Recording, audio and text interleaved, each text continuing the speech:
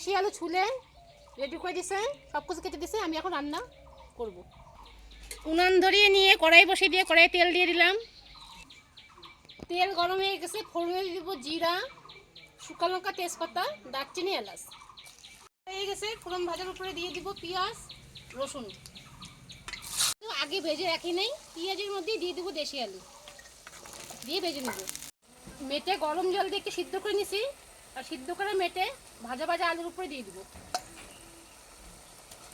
স্বাদ মতন লবণ, পরিমাণ মতন হলুদ গুঁড়ো। আলু মেটে ভেজে নিলাম, এখন বেটে রাখা মশলা দিয়ে দেবো। বেটে রাখছি এখানে জিরা, আদা, পেঁয়াজ, রসুন, শুকনো লঙ্কার গুঁড়া।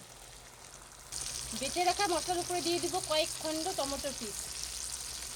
শুধু মশলাটা আলু মেটে কষায় নিব, পরে জল দিয়ে আর একটু কষাবো। কাঁচা লঙ্কা। এখন অল্প জল দিয়ে মেটে আলু আরও ভালো করে কষায় নিব। এখন পরিমাণ মতন ঝোলের জন্য জল দিয়ে দেবো।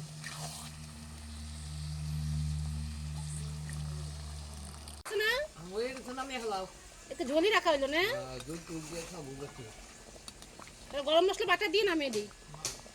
বেটে রাখা গরম মশলা দিয়ে নামিয়ে দিই।